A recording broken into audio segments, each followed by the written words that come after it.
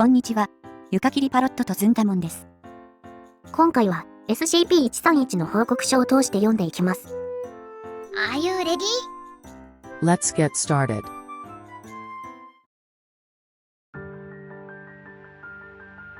Item Number SCP-131 The iPods Object Class Safe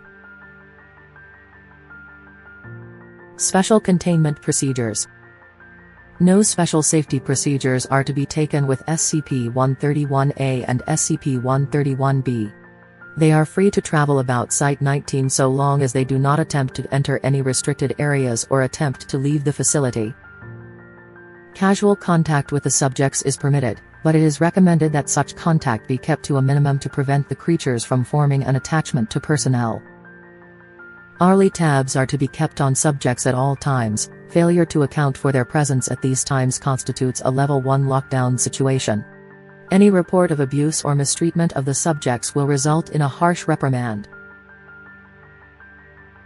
Description: SCP-131-A and SCP-131-B, affectionately nicknamed the iPods by personnel, are a pair of teardrop-shaped creatures roughly 30 centimeters in height, with a single blue eye in the middle of their bodies. SCP-131-A is burnt orange in color while SCP-131-B is mustard yellow. At the base of each creature is a wheel-like protrusion which allows for locomotion, suggesting that the creatures may be biomechanical in origin.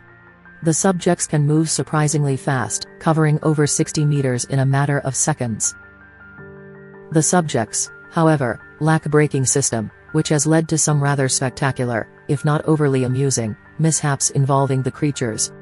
The subjects have also shown the ability to climb sheer surfaces, and have gotten lost in the air vents on more than one occasion.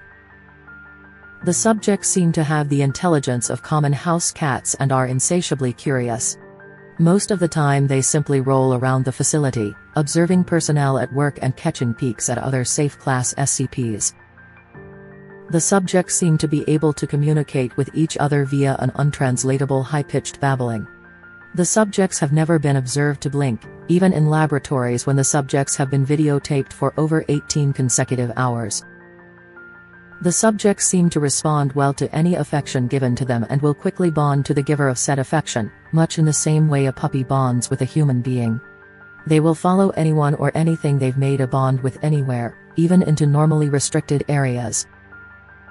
Although curious, the subjects can sense danger in their general vicinity, and if the object of their bond begins to approach something they register as dangerous, for example, Euclid or Keter class objects, they will swarm around their bonded companion's feet, or appropriate extremities, while babbling in a panicked tone, as if to warn them. Because of the daily dangers faced by Site-19 staff in dealing with Euclid and Keter class objects, it is recommended that staff avoid making attempts to bond with the subjects, as it can pose a distraction during delicate operations and experiments, and may pose a danger to the subjects themselves. See Addendum 131.1. If the subjects are ignored by their bonded target long enough, they will eventually lose interest and return to their normal activities. It should be noted that the subjects require no real care or maintenance from the site staff. They do not eat, leave droppings, or even sleep. It would seem that the only sustenance they require is visual stimulation, although this requires further study to verify. Subjects SCP-131-A and SCP-131-B were found in a cornfield outside in the year.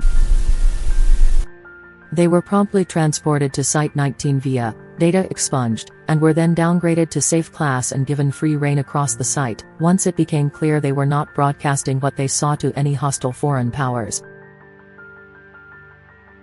Addendum 131.1.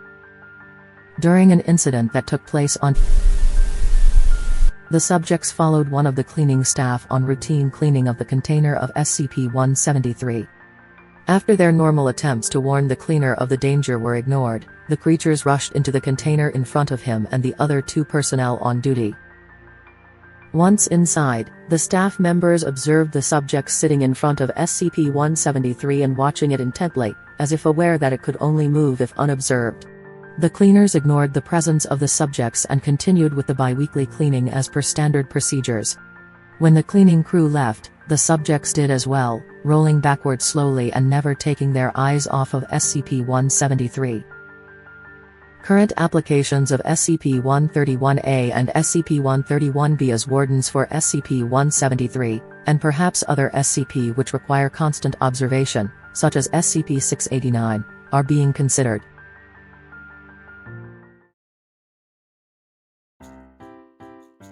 パロット博士、ありがとうございました。報告書は以上になります。また次の SCP でお会いしましょう。ご視聴ありがとうございました。Thank you for watching.